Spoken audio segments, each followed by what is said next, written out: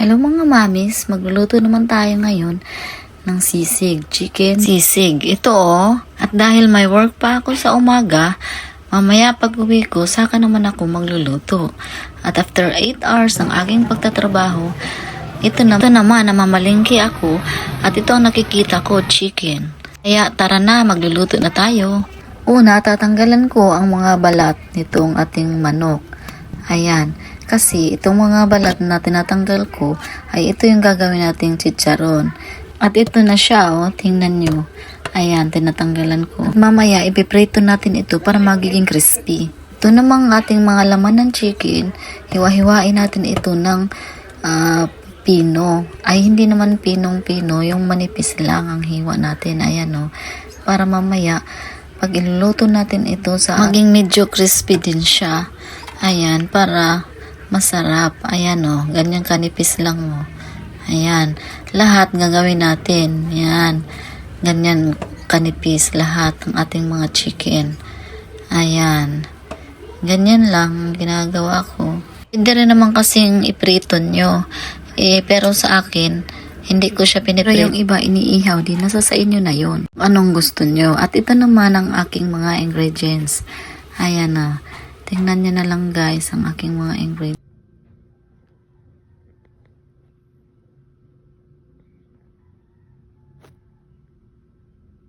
At ito ang ating chicken skin. Ayan, ito naman yung atay. Kunti lang nilalagay kong atay at saka ito yung mga chicken kanina na ating mga hiniwa-hiwang manipis. At itong manipis na chicken, lalagyan natin ito ng asin.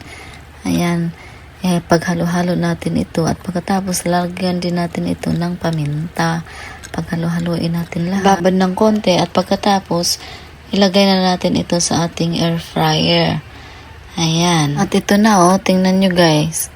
Ilalagay natin ito ngayon.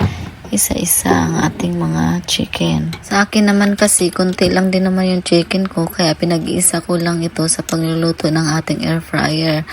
Para mamaya, pagluto na, isang haunan na lang. Diba? Hindi rin pa magasto sa ating kuryente. Para-paraan lang po yan. Ito na siya talagang pinagkasya ko lang, diba?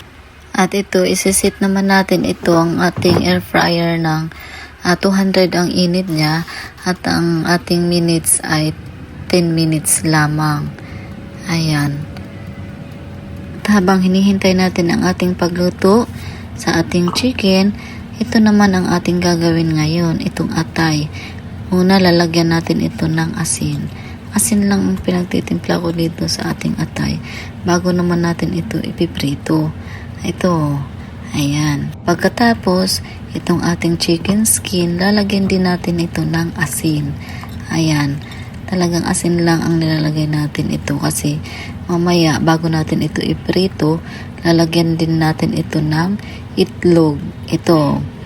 Itong itlog, isang itlog lang ang nilalagay ko dito. At ang kinukuha ko lang dito sa itlog ay yung puti lang. Ayan, pero yung dilaw, hindi ko sinasama. Pwede rin niyang isama natin mamaya sa ating chicken sisig pag lutong-luto na ito. Ito, pwede rin natin niyang isama. Pwede rin namang hindi lagyan ng itlog. Ayan. Kaya dito ko muna ito nilagay ang ating itlog na pula. Ay, sorry. Yung ating itlog na dilaw. At dito natin ilagay ang ating chicken skin dito sa ating itlog na puti. Ayan bago naman natin ito ilagay doon sa cornstarch. Ayan, mamaya ilalagay natin ito sa cornstarch. Pagkatapos natin ihalo-halo natin ito sa ating itlog na puti. Ayan. Diba? Ayan siya. Ngayon, maghanda naman tayo ng ating cornstarch. At pagkatapos, itong ating chicken skin, ilagay natin ito lahat sa ating cornstarch. Ayan. Ito siya ganito. Ayan, ganyan lang. Ganyan lang. Diba? Lahat yung chicken skin, ilalagyan muna natin ng cornstarch bago natin ito iprito lahat para sabay-sabay siyang iprito. Ayan. Ganyan. Mamaya, ang sarap-sarap nito kasi crispy ito eh. Ayan eh. Pwede rin naman itong iprito na walang cornstarch pero hindi siguro masyadong crispy. Hindi katulad talaga pag may cornstarch. Sobrang crispy siya yun no. Nafe-feel ko na talaga na crispy talaga ito mamaya. At habang lalagyan natin ito ng mga cornstarch, magpainit naman muna tayo ngayon ng ating kawali at lalagyan natin ito ng mantika. Ayan. Magpapainit muna tayo para mamaya pag init na ito, ayan katulad nito, mainit na siya, pwede na natin itong ilagay ang ating mga chicken skin. Ayan, lahat ilagay na natin ito dito. Ayan. Ganyan lang. Lagay lang natin tapos baliktad rin natin. Huwag nating iwanan ito ng matagal kasi baka masunog. Kaya kailangan nakabantay lang talaga tayo nito at baliktad rin natin ito. Ayan. Kasi pangit din pag sunog na chicharon natin. Ito ang gawin kasi natin chicharon sa ating chicken sisig eh. Ayan, hindi ako naglalagay ng chicharon na baboy.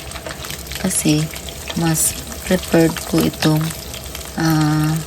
chicken skin na gagawin kong chicharon mamaya. Ayan. Kasi parang mas masarap talaga ito.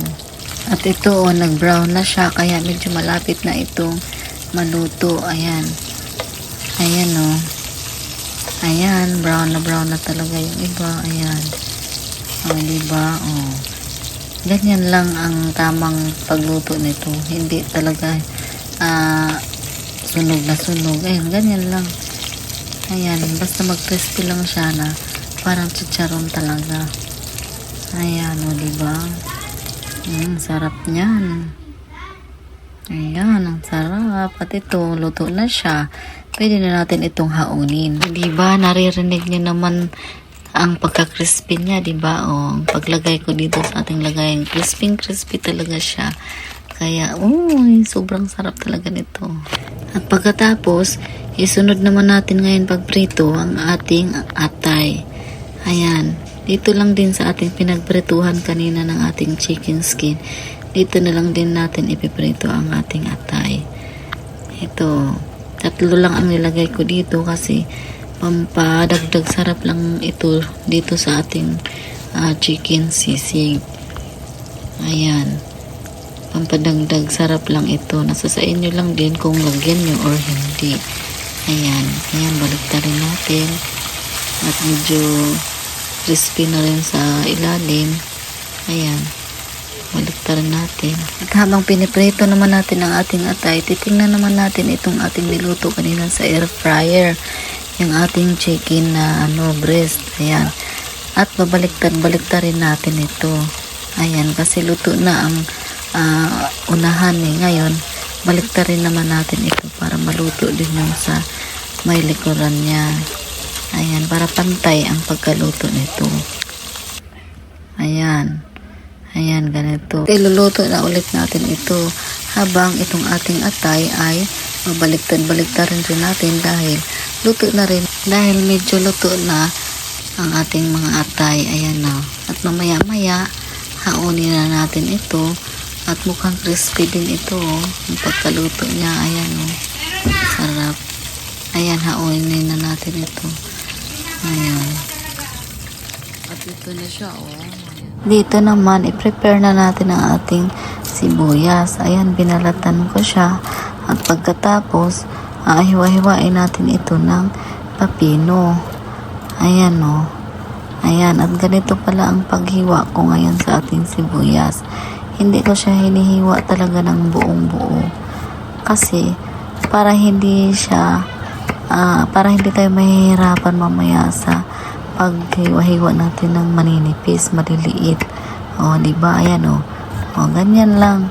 Ganyan ang sikreto ko.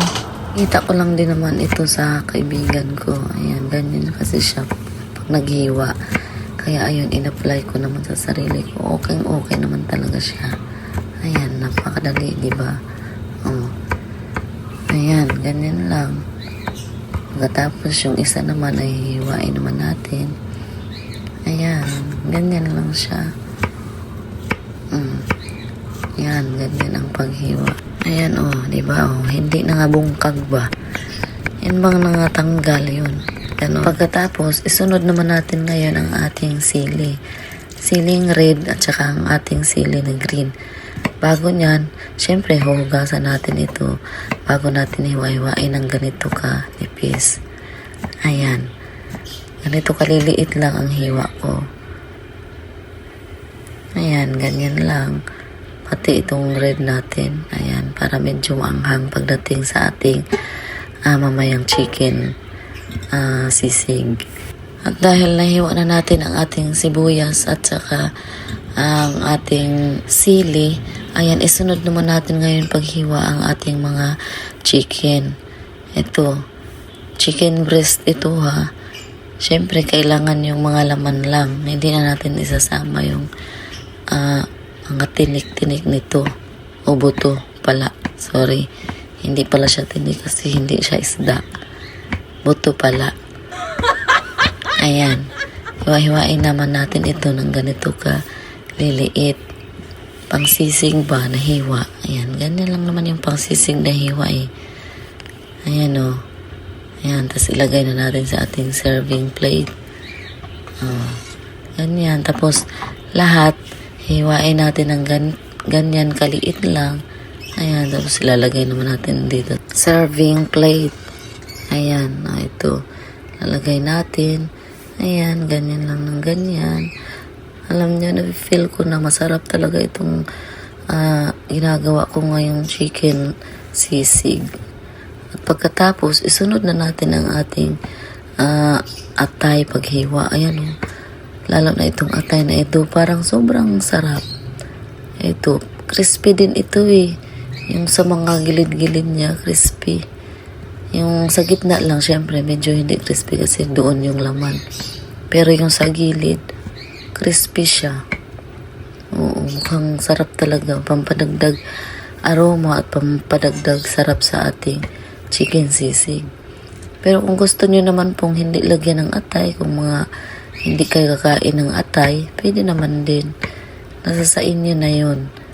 Ayan, ako kasi ang hilig-hilig namin ng atay ng manok, kaya naisipan kong lagyan ng atay. Ayan diba? Sarap. Sarap-sarap na talaga. Gusto ko ng tikman. At syempre, lalagyan naman natin ito ng kalamansi para medyo maasim-asim konti. Pero dalawa lang ang nilagay ko. Ayan. Dalawa lang ang nilagay ko. Nasa sa inyo lang din na panglasa kung gusto niyo pa bang dagdagan siya. Eh sa akin, dalawa lang para hindi naman din gaanong maasim. Ayan. Tama na sa akin itong dalawa. At isunod natin paglagay ngayon ang ating sili. Ayan. Para may anghang din. At isunod na natin ang ating sibuyas na hiniwa-hiwa kanina na maliliit. Ayan. Ayan, sunod-sunod na natin lahat paglagay. At pagkatapos, lalagay na natin ngayon ng black pepper. Pampadagdag aroma at pampasarap na din. At pagkatapos, lalagyan natin siya ng panimpla. Ang nilagay ko dito ay ang oyster sauce. Ayan. Pwede rin naman asin, pero oyster sauce ang masarap. Pagkatapos, lalagyan na natin ng mayonnaise. Ito, pwede rin damihan din ng mayonnaise. Pwede rin, ganito lang kakunti. Ayan, nasa sa inyo na yan, sa panimpla ninyo. At ito na ang ating pinakahihintay. Ilagay na natin ngayon ang ating chicken skin na ginawang chicharon. Pero gumawa ako ng paraan. Ito yung paraan na ginawa ko. Ayan.